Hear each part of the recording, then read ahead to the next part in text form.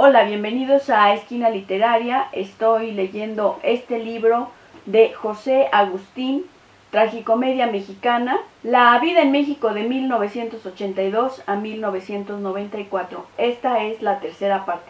Antes de iniciar la lectura de este libro, te quiero invitar al taller Descubriendo mi Inconsciente, que es una experiencia de autoconocimiento y liberación de emociones para superar miedos y ansiedades y conseguir tus metas más anheladas. Está dirigido a todas aquellas personas que desean conocer el papel tan importante que juega el inconsciente en la realización o frustración de tus metas. Si estás interesado en este taller, escríbeme al correo electrónico que aparece en la descripción de este video para mayores informes. Ahora sí, inicio la lectura. Esta es la tercera parte.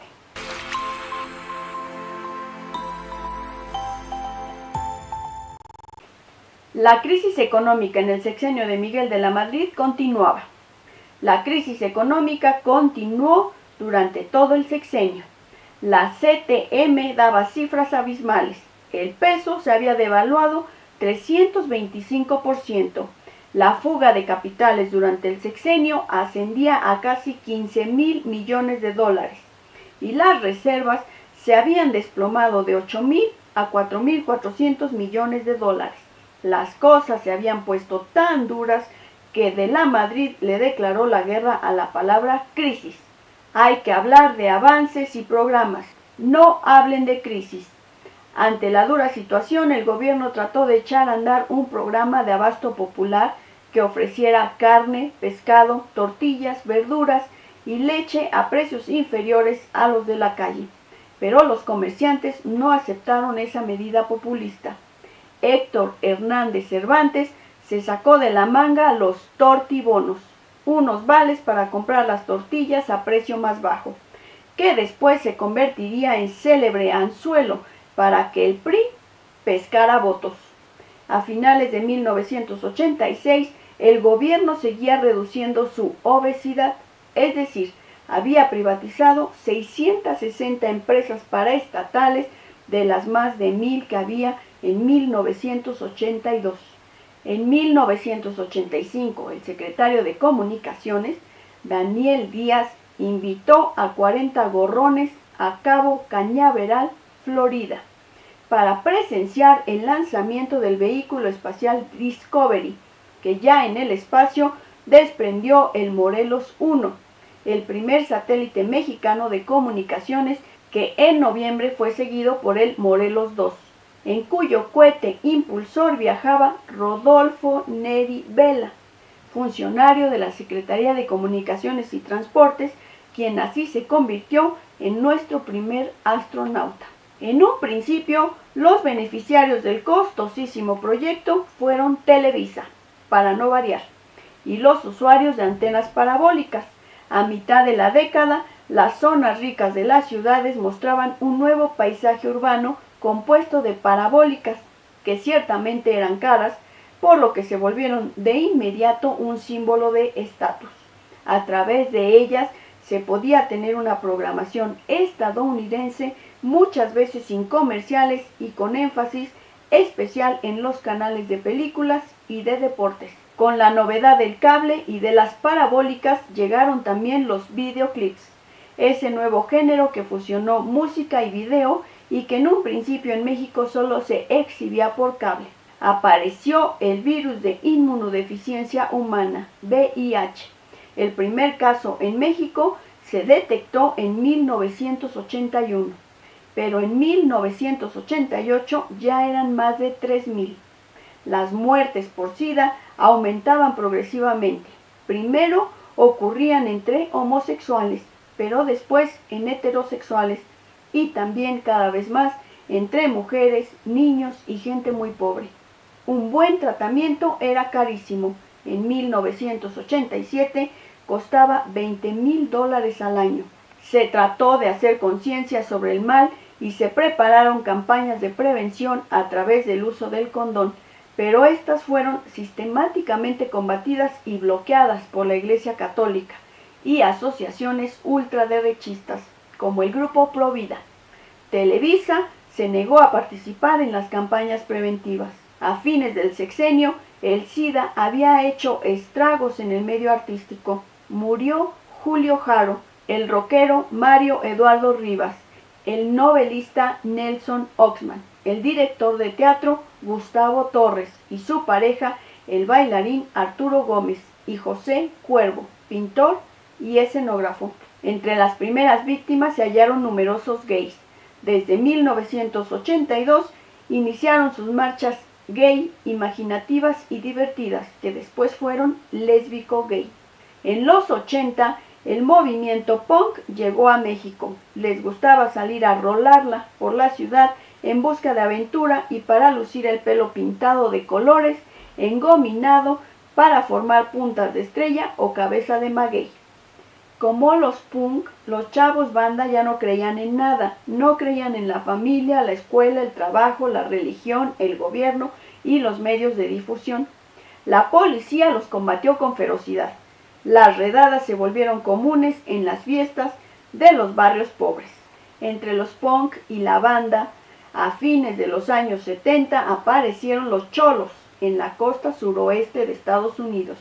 Eran los herederos directos de los pachucos y de los chicanos, y de ellos vino la idea de barrio como territorio sagrado. El uso del paliacate en la frente, casi cubriendo los ojos, los pantalones muy guangos y un sombrero.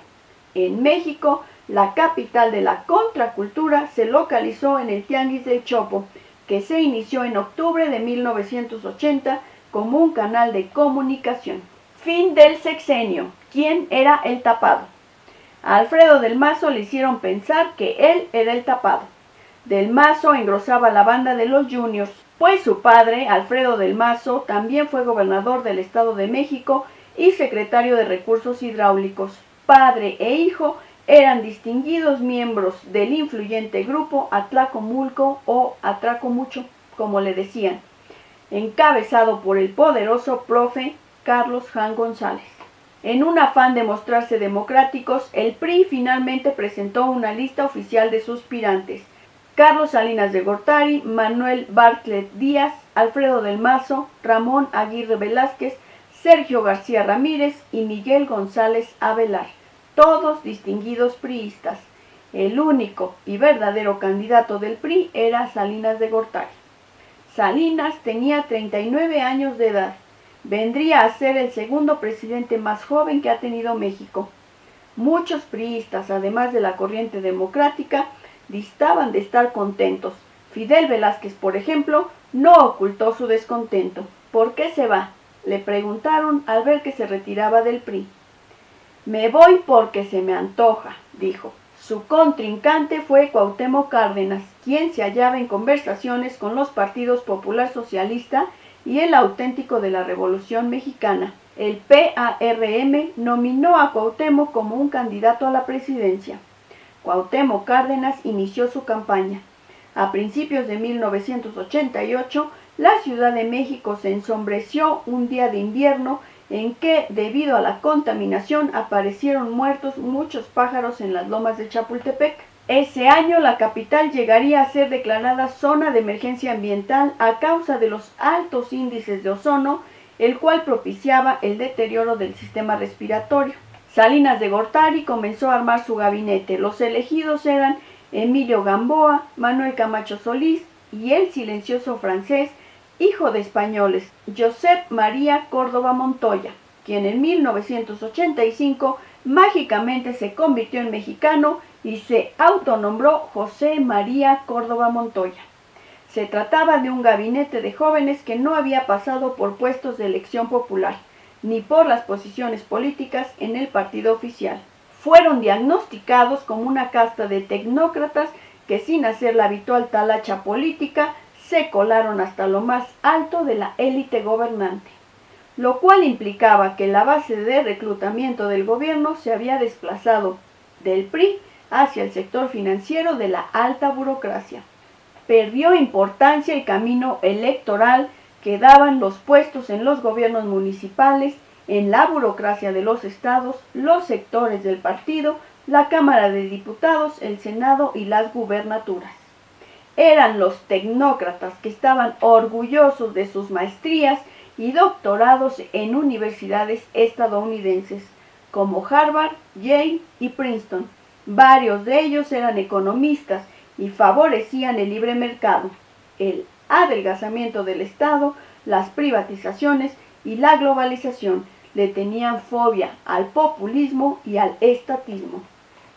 Esta casta de tecnócratas hizo cierta la deprimente profecía de Richard Lansing, un secretario de Estados Unidos que a fines de la década de 1910 recomendó: tenemos que abandonar la idea de poner en la presidencia mexicana a un ciudadano americano, ya que nos llevaría otra vez a la guerra. La solución es abrirles a los jóvenes mexicanos las puertas de nuestras universidades y educarlos con el respeto y liderazgo de Estados Unidos. Con el tiempo, esos jóvenes se adueñarán de la presidencia. La caída del sistema, 1982-1988. La campaña priista sufría tropiezos. Salvo los acarreados, iba muy poca gente y en todas partes se quejaban. Insultaron a Salinas en Guerrero y Michoacán. Ante eso y los avances de Cuauhtémoc Cárdenas, Salinas de Gortari cambió de retórica de campaña por el populismo que tanto detestaba. Así es que se metió entre la gente, se declaró centroizquierdista y de lo más tranquilo se adueñó de las consignas de la oposición. Por su parte, Cuauhtémoc Cárdenas empezó despacio. Paulatinamente su campaña fue cobrando más fuerza y cada vez eran mayores las multitudes que iban a los mítines. En junio, la candidatura de Cárdenas era ya un fenómeno muy visible que empezó a inquietar a los tecnócratas de Salinas. Manuel Cloutier también tuvo campaña que fue creciendo especialmente en el norte. Ante esto, el PRI recurrió a todas sus formas de seducción, coacción, chantaje y extorsión para acarrear cautivos al cierre de campaña de Carlos Salinas de Gortari, que no logró superar al de Cuauhtémoc Cárdenas. Desde mayo se fueron acumulando los signos de fraude electoral en todo el país. Circulaban miles de boletas electorales previamente marcadas a favor del PRI.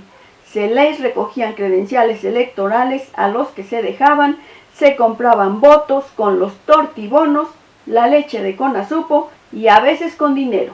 Los sindicatos presionaban a los trabajadores para que votaran por el PRI. Esta fue la tercera parte de la lectura de este libro de José Agustín, La tragicomedia mexicana, la vida en México de 1982 a 1994. Si te gustó la lectura, dale like, déjame tus comentarios, compártela, suscríbete a mi canal. Si te interesa la lectura con números de página, escríbeme a mi correo electrónico que aparece en la descripción de este video. Muchas gracias por escucharme y nos vemos en la cuarta parte de la lectura de este libro.